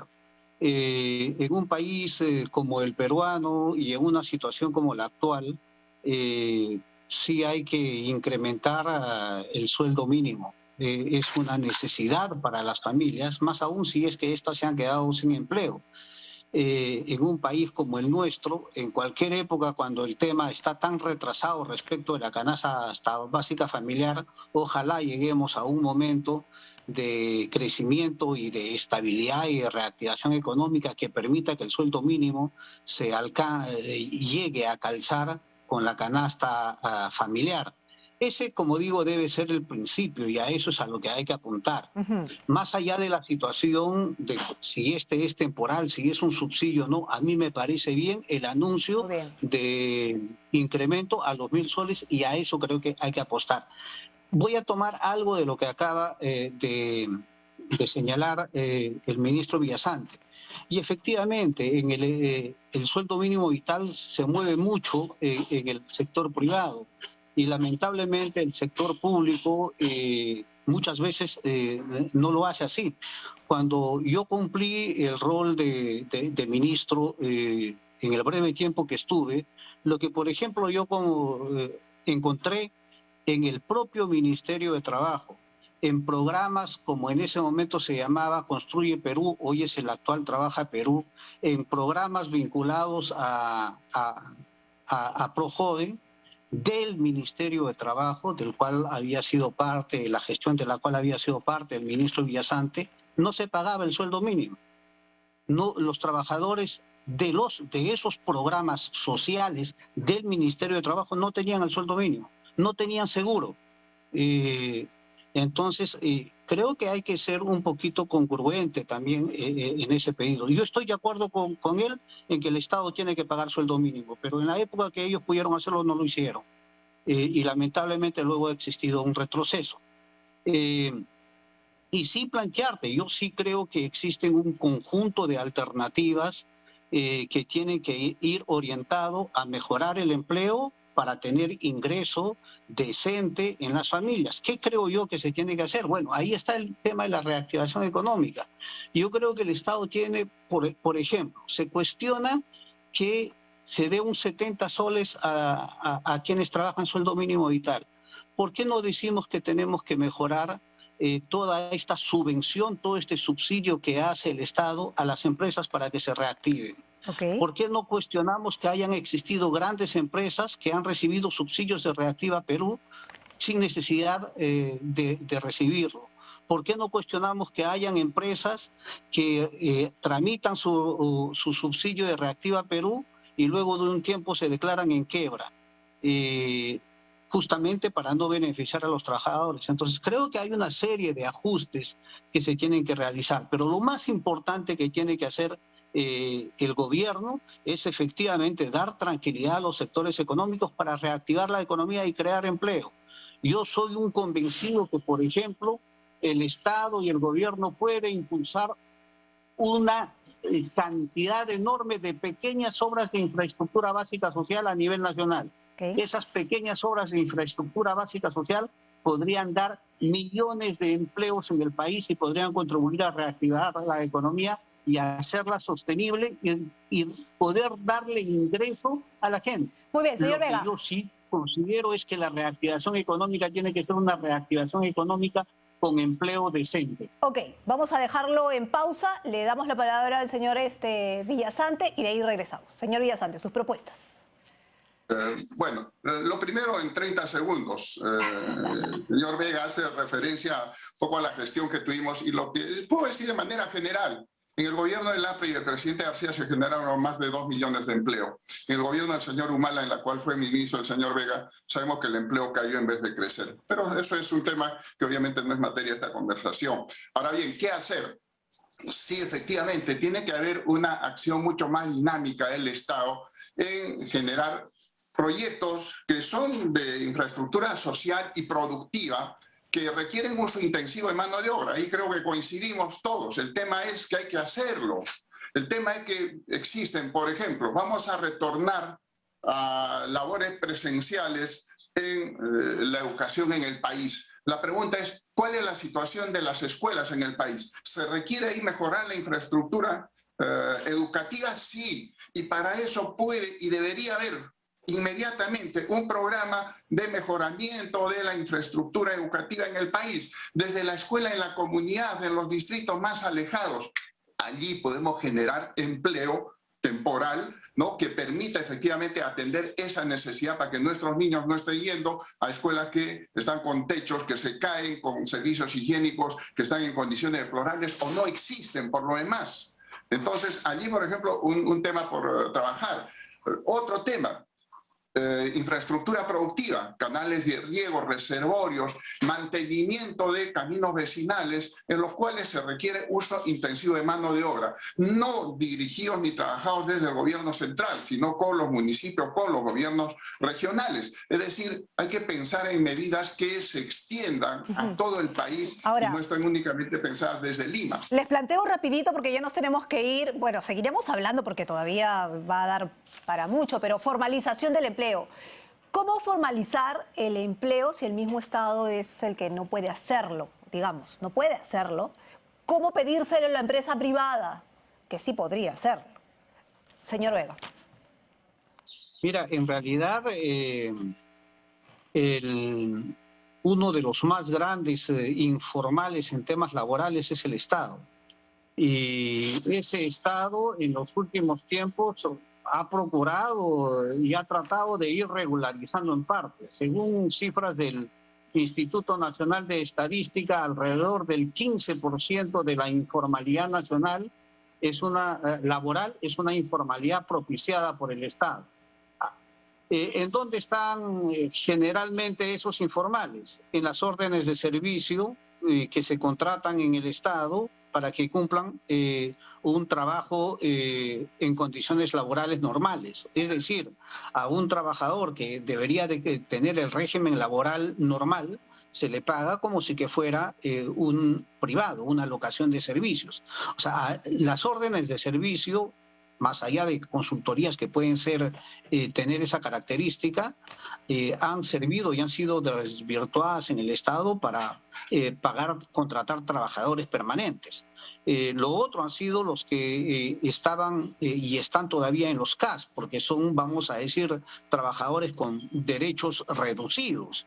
Y entonces luego hay varios regímenes privados que no contemplan las características de las condiciones laborales normales. Entonces, vamos a decir, el Estado dentro de ese rubro todavía tiene una deuda grande con muchos trabajadores en el país para convertirlos en formales. Solamente formalizar la relación laboral en el Estado haría pues que, según el INEI, que esta informalidad se reduzca entre 10 y 15%. Bastante.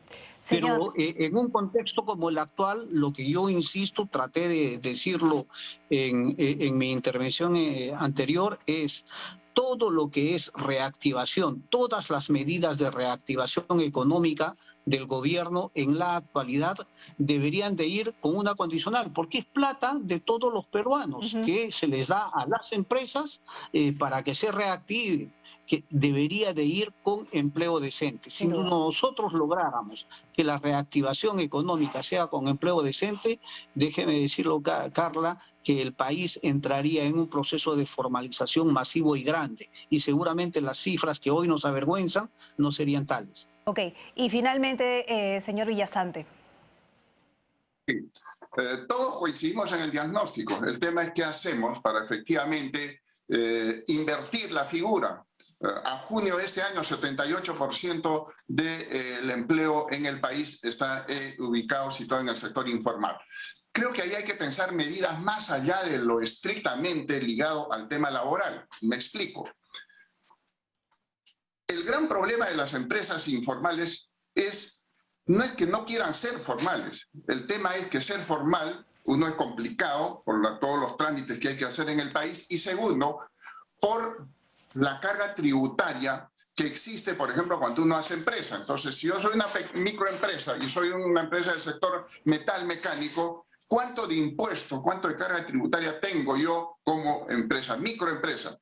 Tengo que pagar IGB, tengo que pagar impuesto a la renta. Si usted suma esto, una empresa que obtenga regular cantidad de ingresos, ¿no? Hablemos pensando en $500,000 de soles. Estoy pensando en que esas empresas van a tener que pagar en promedio más o menos más del 40% de impuestos. Entonces la pregunta es, ¿Puede efectivamente una empresa sostenerse considerando una carga tributaria tan elevada o deberíamos pensar en reformular el sistema tributario, no pensando en cargarle más a lo que hoy día pagan, sino ampliando la base tributaria, que significaría, ¿por qué no?, reducir, por ejemplo, el IGB y el impuesto a la renta, y de pronto tener un IGB y un impuesto a la renta escalonado. O sea, es una propuesta.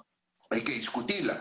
Lo que en concreto creo, Carla, es que deberíamos de impulsar, y aun cuando eso es poco probable, uno diría, pero tenemos que impulsar un gran acuerdo nacional por la formalización del empleo en el país, que significa, y eso es algo que deberíamos de pensar, un trabajador formal es un trabajador con protección social, seguridad social y pensiones. Un trabajador en la informalidad es un trabajador que no tiene ningún derecho a protección social, y eso es algo que un Estado como el peruano no puede permitir.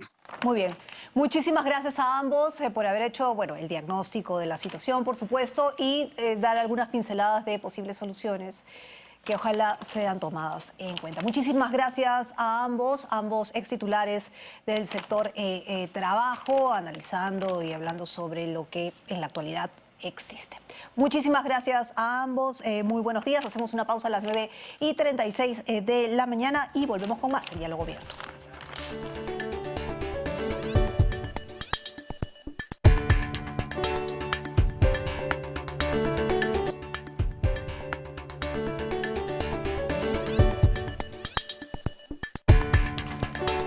Muy bien, seguimos entonces en Diálogo Abierto por Nacional TV Perú y nuestras redes sociales en todo el planeta, como para recordar a mi compañero Nicolás Salazar, que acá nuestro director lo está extrañando, Chau, y yo sé que lo extrañas.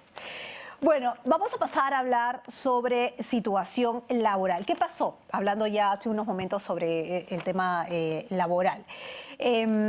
Con todos los cambios en las autoridades, en nuestras autoridades, se llegó a una situación un poco extraña a nivel laboral en lo que significa la ATU, ¿cierto? Estamos hablando básicamente de de María Jara, perdón. Su situación laboral. Ella no quiere renunciar, ha dicho que no va a renunciar porque ella está por mandato 5 años en su cargo, y a pesar de que la autoridad ha decidido cambiarla, ella ha decidido que no lo va a hacer. ¿Cómo funcionan los nombramientos? Vamos a hacer un poco de pedagogía con el doctor Alex Estaros, experto en contrataciones del Estado, porque ya saben, las contrataciones en el Estado no son igual que una contratación en una empresa privada, pero hay que entenderlas, ¿no es cierto?, para poder opinar. Doctor Estaros, ¿cómo está? Muy buenos días, bienvenido.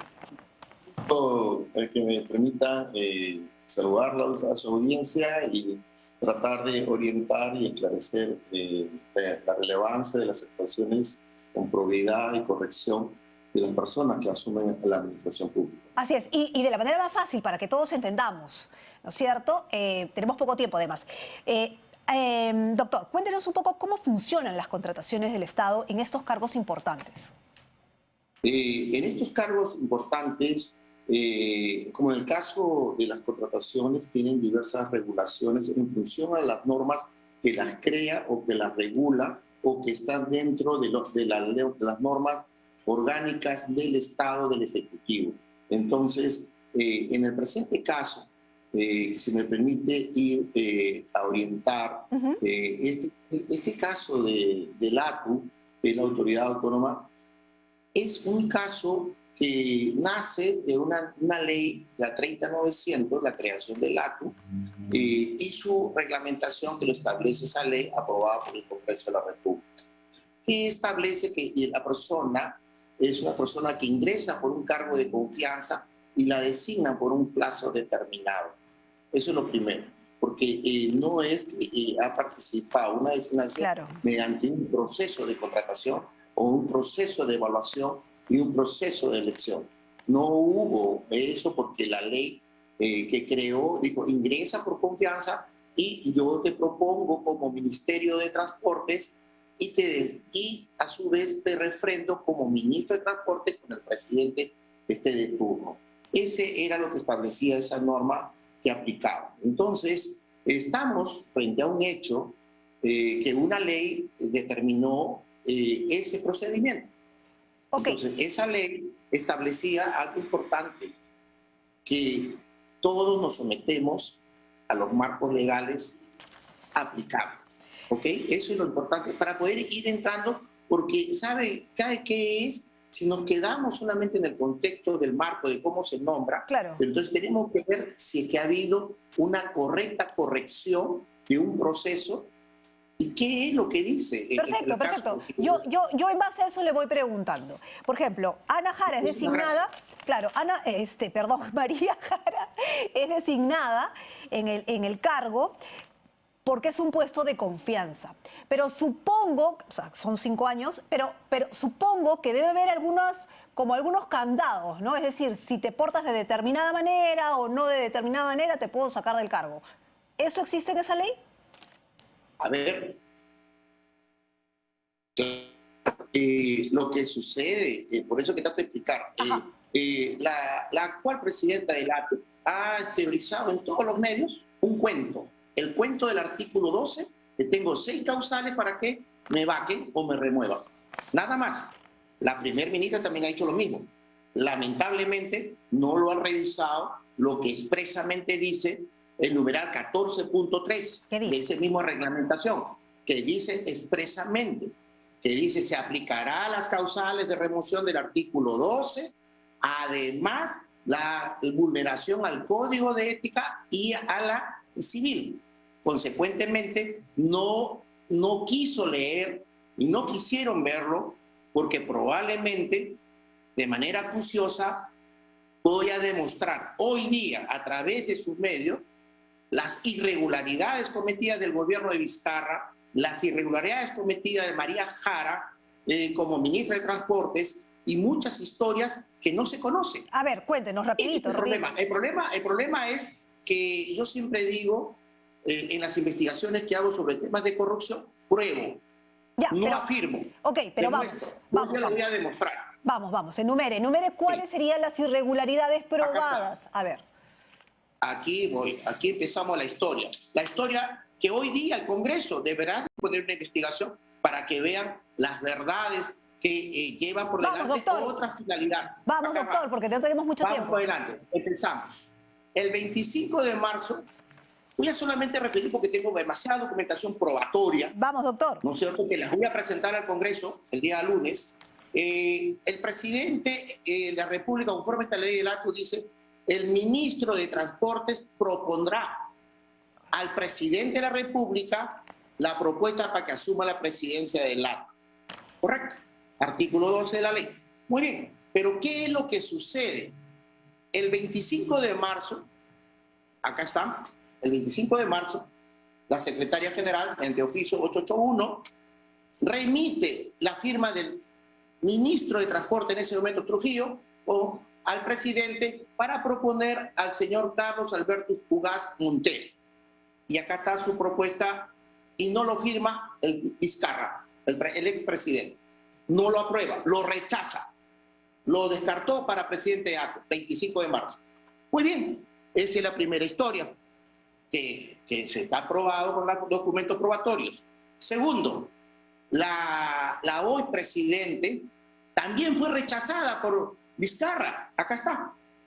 El 1 de abril. El 1 de abril del 2019 la rechaza Vizcarra para que sea presidenta del ATU. La evalúa y no la acepta como presidenta del ATU. La rechaza. Muy bien, la rechazan.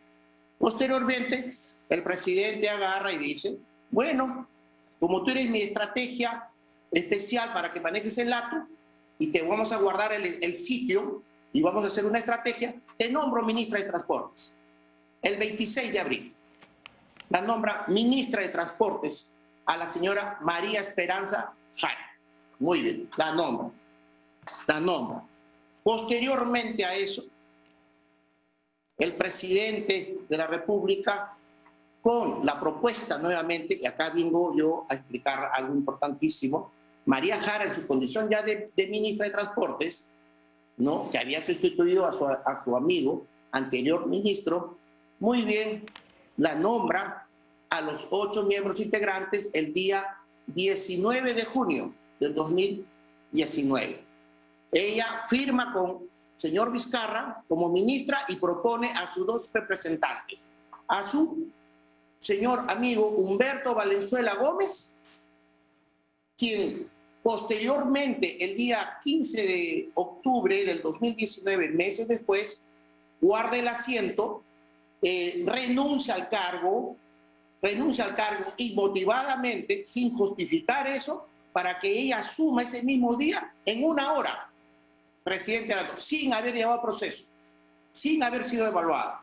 Y en esas actitudes indebidas del presidente de la República que conllevará, porque son pruebas, no son dichos, la señora Jara sale presidenta del ATU sin tener una evaluación, sin haber sido evaluada, y con un tema fundamental grave más, que la persona renunciante, que era el señor Valenzuela Humberto, se convierte como premio,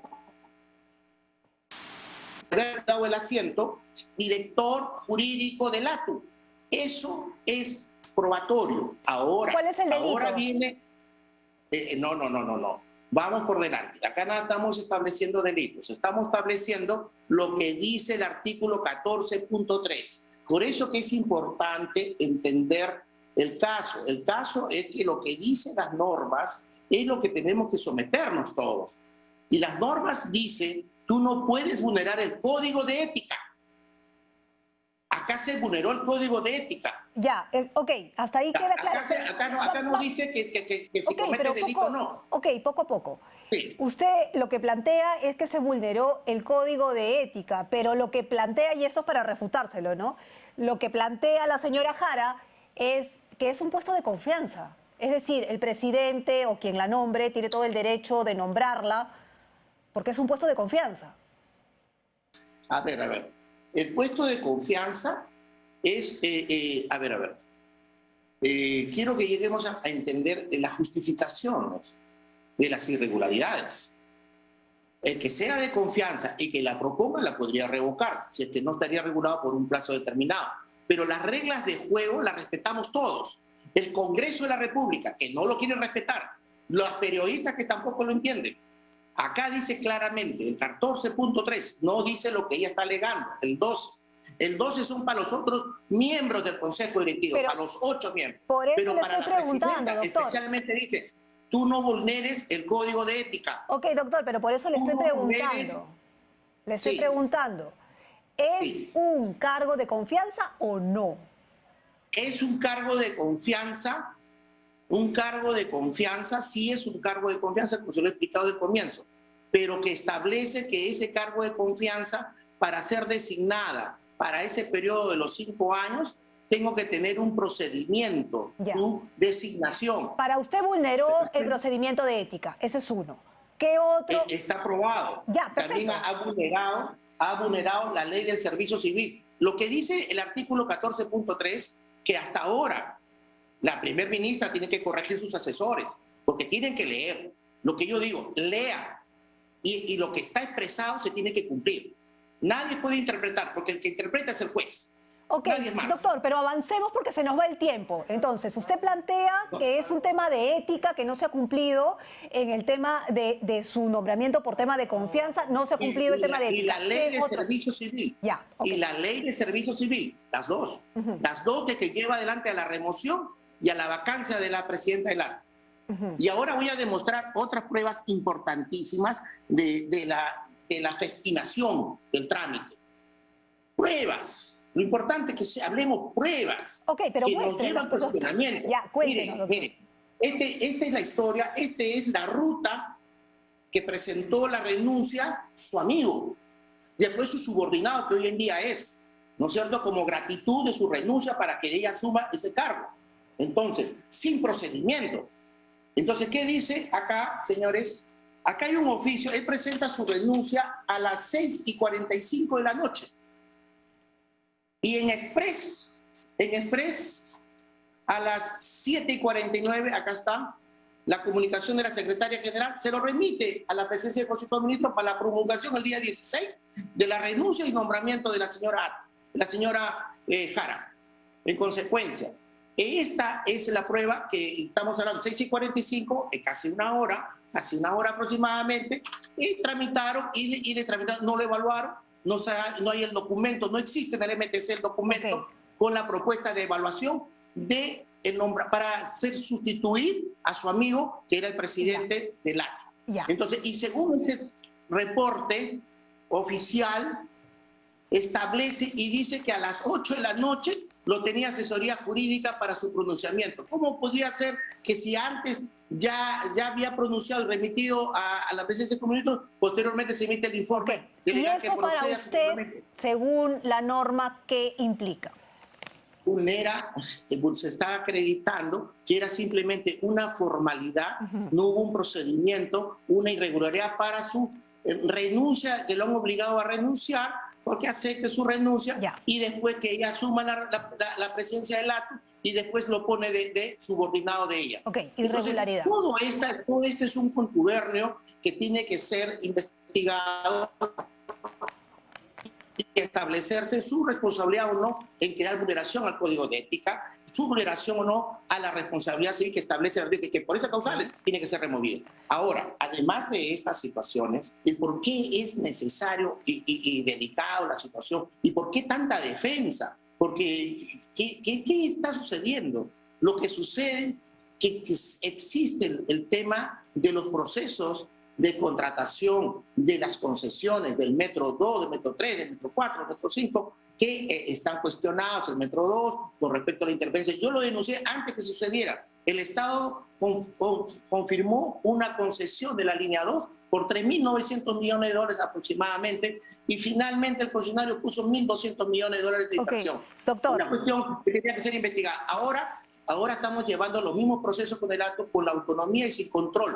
Por eso que trato de explicar. Estamos a riesgo de graves perjuicios por la falta de control y de la autonomía que tiene. No nos desviemos del proceso, de este proceso que le estamos preguntando para poder aprender y entenderlo, ¿no? Claro que sí. Una vez que se prueba todo lo que usted ha presentado como argumento, ¿qué quedaría? ¿Sacarla del cargo? ¿Que deje el cargo? Definitivamente, lo que le dure por principio, la primer ministro, el Congreso de la República, con las pruebas que tengo, que es una investigación de largo tiempo, prueba lo que estoy diciendo. Ya, pero ahora, esto no es la primera corrupción que yo destapo. Yo destapé la corrupción de Odebrecht. Doctor, señorita, es importante que quiero que nos entendamos. Doctor. Esto no es fácil probar, porque no es interpretación. Esto es probar. Doctor, se nos va el tiempo. Me tiene que entender, se nos va el tiempo. Entonces, ¿qué queda hacer ahora en el proceso de Ana Jara? Ya, la investigación continuará, pero en esos momentos, en términos prácticos, ¿qué continúa? Yo lo que creo que el Ministerio de Transporte tiene que hacer lo que debe hacer, pues. Cesarla en el cargo, porque es un cargo de confianza. Y finalmente, frente al procedimiento a esto, que se le garantice el debido proceso, que demuestre que ha habido la evaluación, que demuestren los funcionarios, que demuestre el señor Vizcarra, que demuestre ella por qué hicieron todo este trámite. Perfecto. Muy bien, doctor. Yo, a mi concepto, yo los citaría a todos y que todos pasen a la Comisión del Congreso, una comisión investigadora. Perfecto. Entonces, eso es lo que tiene que haber. Perfecto, doctor. El problema no es la impunidad. El problema no es mantener a alguien quien no lo ha tenido, porque ella ha sido rechazada. Muy bien, doctor, ha quedado clarísimo su punto de vista. ¿Por qué la rechazó y por qué la premió ministra y después, sin evaluar, la designó? Doctor, quedó clarísimo su punto de vista. Alex Sarós, experto en contrataciones del Estado. Lo tengo que despedir, doctor, discúlpeme porque ya se nos acabó el tiempo, pero muchísimas gracias. Ha sido bastante claro, nos ha dado sus puntos de vista respecto a el caso de la señora María Jara. Para el doctor, ella ha vulnerado el principio de ética, la ley y ha vulnerado precisamente la norma con este caso irregular y su nombramiento de manera irregular. Vamos a dejar este caso entonces y hasta aquí llegamos con el programa. Lamentablemente se nos acabó el tiempo y no pudimos conversar con Luchito Trizano sobre qué esperamos, las expectativas del partido de Perú con Venezuela. Pero bueno, lo haremos pues a lo largo de la semana, ¿no es cierto? Así que no pasa nada. Nos vemos. Muchísimas gracias por haber estado con nosotros en Diálogo Abierto por Nacional y TV Perú y nos reencontramos el próximo sábado. Buen fin de semana.